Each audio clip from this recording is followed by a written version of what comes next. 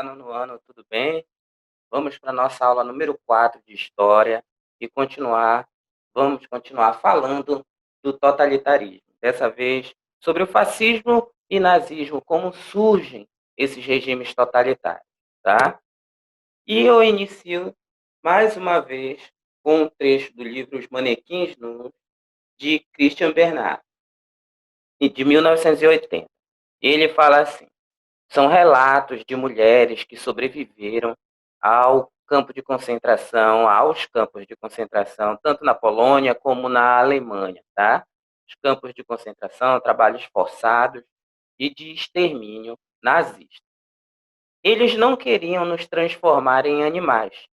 Um animal ainda pode morder, mas sim em manequins nus, um objeto, uma coisa que eles podem manipular, porque que eles tiram toda todo o ser humano daquela pessoa, todo o jeito da pessoa, eles deformam, transformam, tá? E tiram aquilo que a pessoa tem de bom de dentro daquele momento, transformando numa pessoa sem perspectiva, né? Através de mortes, através de humilhação, através de espancamento, através de várias coisas ruins que acontecem dentro de um campo de concentração nesse período.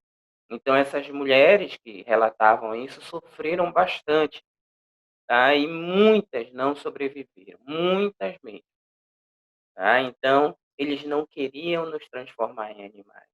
Animal ainda pode morder, mas sim em um objeto, em uma coisa, mas sim nos manequins. Surgimento do fascismo. A Itália, após a Primeira Guerra, teve sérios problemas econômicos e sociais. Segundo alguns cálculos, morreram aproximadamente 700 mil pessoas, sem contar os feridos.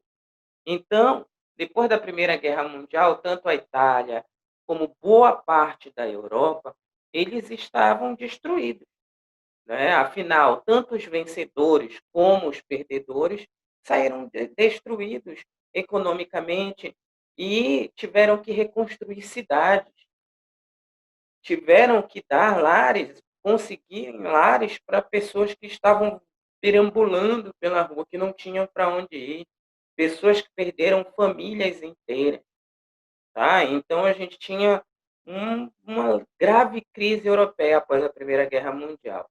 E quando a Itália, quando a Alemanha e outros países da Europa estavam querendo se reerguer, veio a crise na Bolsa de Valores em 1929, e aí agravou mais ainda a situação italiana e a situação da Alemanha.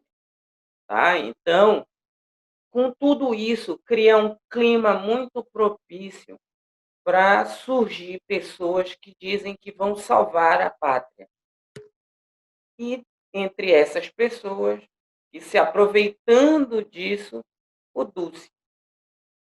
Nesse contexto italiano, após a Primeira Guerra, o povo procurava um salvador da pátria, e Benito Mussolini incorporou essa figura, que levaria o povo italiano a acreditar que o sonho de uma Itália nos moldes da antiguidade clássica seria possível, ou seja, um grande império romano, né? Então, o Duce, como ele era chamado, né, o representante, o chefe, o líder maior, o Benito Mussolini vai se aproveitar dessa situação e vai começar a ganhar apoio do povo para poder chegar ao poder. Então, as ideias dele, criticando as outras nações, as nações vencedoras da Primeira Guerra Mundial, criticando o capitalismo americano, tá? Então, vai fazer com que as pessoas em volta dele, cada vez mais essas pessoas cresçam, cada vez mais essas pessoas cresçam num objetivo que ele diz que vai ser o melhor para a Itália, transformar a Itália naqueles moldes da antiguidade clássica, que é a Roma imperial, né? Um grande império romano.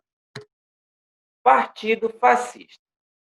Surge, o Partido Fascista ele vai surgir quando Mussolini vai despertar no povo um sentimento de querer ser o melhor que o outro. Mussolini fundou o Partido Fascista, face de combatimento, que tinha como emblema o fácil. Mas o que era o fácil? O que é um fácil? Né? Então, face é uma arte, né, com gravetos, com o machado. E isso representa o povo unido na luta contra os inimigos. Então, o fascismo, esse aí era o símbolo maior do fascista, tá? Do Benito Mussolini para este momento. O Partido Fascista teve apoio dos que se opunham ao socialismo, ao comunismo e ao anarquismo. Muitos empresários capitalistas financiaram ações fascistas. O Partido Fascista passou a impor sua ideologia usando a violência física, contando com os camisas negras, que eram uma facção paramilitar, vamos dizer assim, uma guarda do governo mesmo, a polícia militar secreta do governo, para impor o terror. Então, os camisas negras, eles vão para a rua e vão prender, bater e até matar os opositores, tá? Sempre com a mão de ferro, sempre dizendo que o Tutsi é o líder maior, sempre dizendo que ele tem razão, sempre não acreditando no socialismo, no comunismo e no anarquismo, tá? Que são ideologias opostas a ele.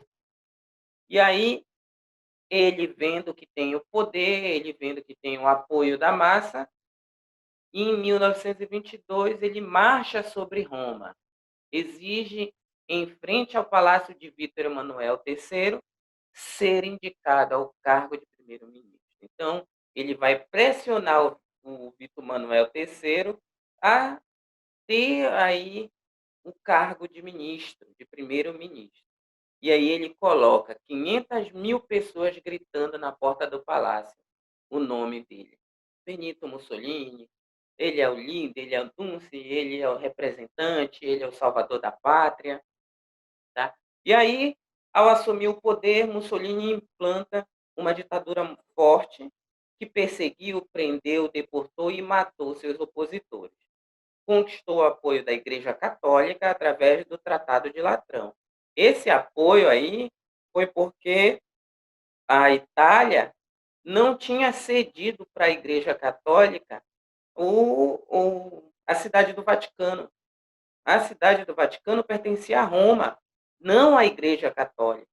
Então havia um conflito entre a Igreja ali e Roma, até que com Mussolini dá de vez o direito para a Igreja Católica, através do Tratado de Latrão, em troca de apoio, à cidade do Vaticano. E aí, a partir daí, a Igreja Católica passa a apoiar o Benito Mussolini. E aí vem a inspiração do fascismo, né? O nazismo se inspira no fascismo e ganha características próprias, né? Como em outros lugares do mundo, até aqui no Brasil ganhou características, simbologia e gestual próprio. Após a Primeira Guerra, a Europa mergulhou em um mar de incertezas. A Alemanha foi considerada a única culpada pela guerra, tendo que pagar uma pesada indenização aos vencedores. Com o Tratado de Versalhes, trouxe muita indignação e um sentimento de vingança em relação aos membros da Entente. Lembra, a Alemanha participava da Tríplice Aliança, né? O Império Austro-Húngaro, a Alemanha e a Itália. Depois, era contra a Tríplice Entente, tá? A Inglaterra, a França. E aí, a Alemanha foi declarada culpada. Onde isso? No Tratado de Versalhes. Pesadas punições contra a Alemanha. Isso soava para os alemães como uma ofensa. Pelo menos os grandes militares colocavam na cabeça, os grandes políticos também, colocavam na cabeça do povo que isso era uma desonra para a Alemanha. A Alemanha que tem o povo ariano, entendeu? Então, todo esse discurso aí criticava o Tratado de Versalhes, que colocava a Alemanha como a única culpada pela guerra. A Alemanha não podia ter mais passar de 100 mil homens no exército, não podia mais ter a marinha, não podia mais ter aeronáutica, não podia se rearmamentar. E aí? A Alemanha deixaria de ser uma potência. Então, isso era uma afronta para a Alemanha. Tá? E aí vem o salvador da pátria que a Alemanha escolheu. Né? O dito salvador da pátria, o Führer, o chefe, o líder, Adolf Hitler. Ele não era alemão, austríaco, nascido em 20 de abril de 1889, era de família humilde, tinha veia artística e queria ingressar na Academia de Belas Artes de Viena, mas não conseguiu.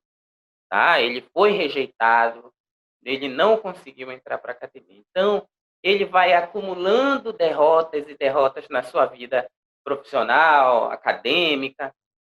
Então, o Führer, ele vai se tornar um grande político, tá? Com um poder de convencimento enorme e vai, aos poucos, querendo chegar à liderança na Alemanha, ao poder na Alemanha. E aí a gente vai analisar essa imagem.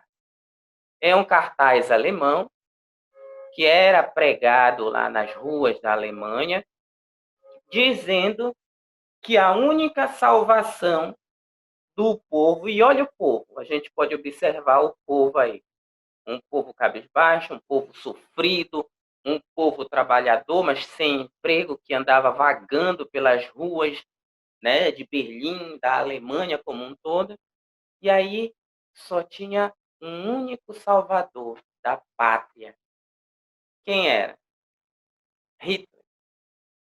Então, essa era uma das propagandas que surgiam ali pela Alemanha. Tá? O nazismo. Hitler passou a frequentar reuniões do Partido dos Trabalhadores Alemães e se identificou com as questões levantadas. Entre as falas, culpavam judeus e comunistas pela perda da Grande Guerra. Hitler ingressou no partido e mudou o nome para Partido Nacional Socialista dos Trabalhadores Alemães, sendo conhecido como nazi, e seus membros como nazistas. Então, daí vem toda uma simbologia, eles criaram, né? Então, temos aí a suástica na imagem, que é considerada o símbolo dos nazistas, né? Que é extremamente proibido em vários lugares do mundo. Aqui no Brasil também é proibido usar esse símbolo como apologia ao nazismo, tá? E o que eles queriam? O que o Hitler almejava? Ele queria o terceiro Reich, o terceiro império, né? Vinha o império alemão através dele. Então, Hitler queria o terceiro império, tá? E ele dizia que ia durar 1000 anos.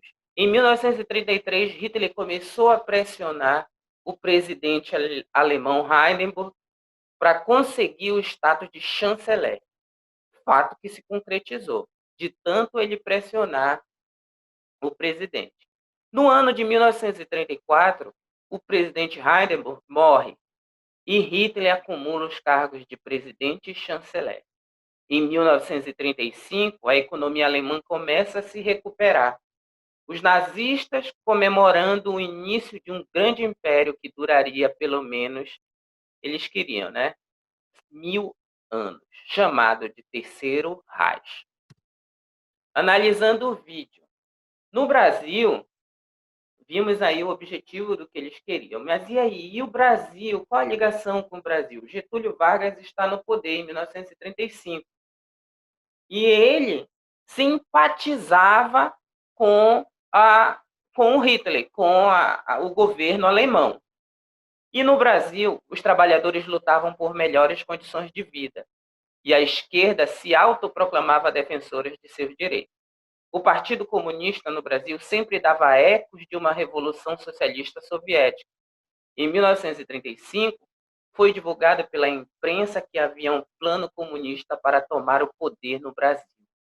A reação do governo de Getúlio Vargas foi mandar prender seus líderes, entre eles Luiz Carlos Prestes e Olga, sua esposa e líder revolucionária. A Olga veio como segurança particular em missão especial enviada de Moscou para ser a segurança particular de Luiz Carlos Prestes, que ele estava sendo perseguido pelo Getúlio Vargas, né? O Prestes, um grande comunista, e ele tinha ideais, isso e aquilo, e ele era perseguido por não bater as suas ideias com a de Getúlio Vargas. Então ela veio para proteger ele e para conhecer toda essa história, todo esse momento que o comunismo queria chegar ao poder aqui no Brasil. E ela foi presa. Ela sendo presa, ela foi presa grávida e teve o bebê, a filha dela, Anitta Leocádia Prestes, na prisão. Então, ela só podia ficar com a filha até enquanto a menina mamasse. Tá? Então, ela foi lá na Alemanha, era muito rígida, e os bebês eram mortos, tá? Nos campos de concentração, eram enviados, eram mortos assim à toa.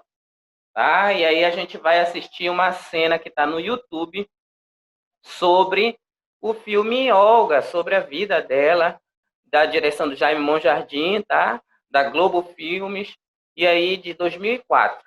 Vamos assistir um trecho aí.